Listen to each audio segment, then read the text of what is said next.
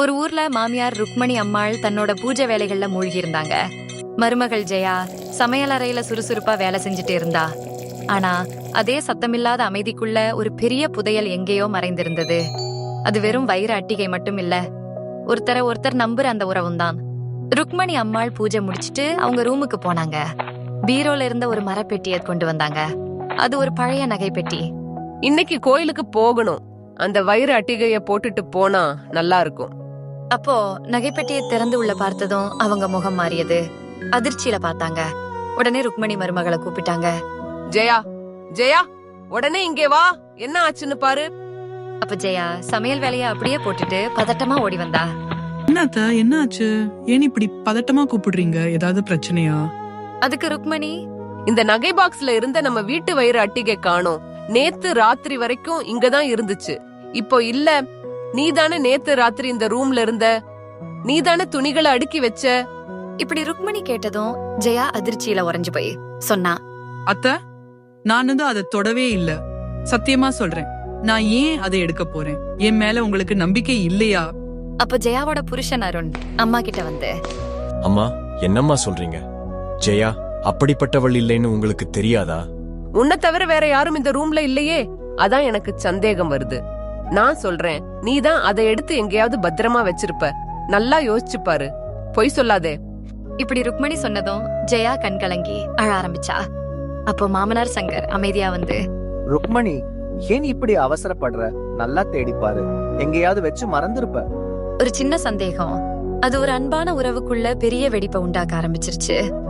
ஜெயாவோட கண்ணீரும் ருக்மணி அம்மாளோட உறுதியான பேச்சும் ஒரு போர் மாதிரி அந்த வீட்டுல பரவ ஆரம்பிச்சது. நம்பிக்கைங்கிற கண்ணாடி நொறுங்க ஆரம்பிச்சது. அப்போ வீட்டு வாசல்ல பழைய துணிகளை சேகரிக்கும் ஆள் வந்து டோர் பெல் அடிச்சாரு. ருக்மணி அம்மாள் ஒரு பெரிய துணி மூட்டையோட வந்தாள். அருணும் சங்கரும் கூடவே வந்தாங்க. அம்மா, பழைய துணி மூட்டையை எடுத்துக்கலாமா? அதுக்கு ருக்மணி, ஆமாப்பா, இதுதான், எடுத்துக்கோ. துணி மூட்டையை அவர் கையில கொடுக்கும்போது அதே நேரம் ருக்மணி அம்மாளுக்கே அந்த மூட்டையில ஏதோ ஒண்ணு பளிச்சுன்னு மின்ற மாதிரி தெரிஞ்சது. ஒரு சின்ன பளபளப்பு. அவர் சட்டென்று மூட்டையை திறந்து பார்த்தால், இது நம்ம அட்டிகை.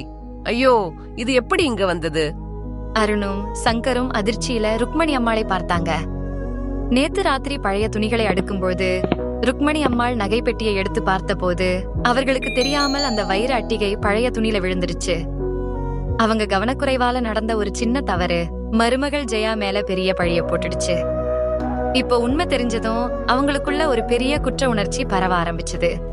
அப்போ அருண் அம்மாவை பார்த்து, என்னம்மா, இது உங்க கவனக்குறைவால நகை தொலைஞ்சிருக்கு, ஆனால் ஜெயா மேல பழி போட்டிருக்கீங்க. ருக்மணி, உன்னோட அவசர புத்தியால தங்கமான மருமக ஜெயாவை சந்தேகப்பட்டுட்டியே. ருக்மணி அம்மாள் தலை குனிந்து நின்னாங்க. அவங்க மெதுவாக ஜெயாவிடம் சென்று, ஜெயா, என்ன மன்னிச்சிடு. என் கவனக்குறைவால தான் இந்த தப்பு நடந்துச்சு. ஆனா அந்த பழியை உன் மேல போட்டுட்டேன். உன்னை நான் ரொம்ப கஷ்டப்படுத்திட்டேன். உன்னை சந்தேகப்பட்டதை நினைச்சா ரொம்ப வெட்கமா இருக்கு. இப்படி ருக்மணி சொன்னதும் ஜெயா மாமியாரை அன்பா அணைத்துக் கொண்டு கண்களில் கண்ணீருடன் சொன்னா, அத்தே, நீங்க இப்படி மனசு விட்டு பேசுறதுதான் எனக்கு முக்கியம். நம்ம 2 பேருக்கும் அந்த அட்டிகையை விட இந்த நிமிஷம் தான் ரொம்ப பெருசு. உங்களுக்கு என் மேல இப்ப நம்பிக்கை வந்ததுதான் எனக்கு முக்கியம். நான் உங்களை மனதார மன்னிச்சிட்டேன்.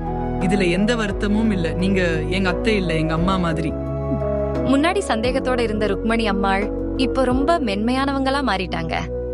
ஜெயாவோட அன்பும் புரிதலும் அந்த வீட்டுல மறுபடியும் நம்பிக்கையை விதைச்சது. இருவரும் மகிழ்ச்சியாய் இருந்தாங்க. அவர்கள் 4 பேரும் முகத்திலும் நிம்மதியும் சந்தோஷமும் நிரம்பிருந்தது.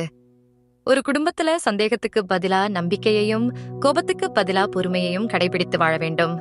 உறவுகள் தான் உண்மையான செல்வம். இந்த கதை உங்களுக்கு பிடிச்சிருந்தா லைக் பண்ணுங்க, ஷேர் பண்ணுங்க மற்றும் சேனலுக்கு சப்ஸ்கிரைப் பண்ணுங்க. நன்றி, வணக்கம்.